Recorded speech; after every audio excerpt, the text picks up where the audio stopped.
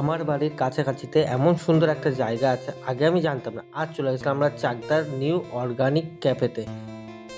ভিতরে ঢুকতে না ঢুকতে দেখতে পাচ্ছি প্রাকৃতিক সৌন্দর্য এবং এর সাথে রয়েছে সুইমিং পুল। আর কিছুটা হাঁটতে না হাঁটতে দেখতে পাই এখানে সেলফি জোন, যেখানে তোমরাও আমার মতো করে কটা ফটো তুলে নিতে পারবে। আর এখানে আছে দোলনা, যেখানে তোমরাও আমার মতো করে বসে সোয়াগ করতে পারবে এবং বসে খাওয়া দাওয়ার জন্য সুন্দর জায়গা।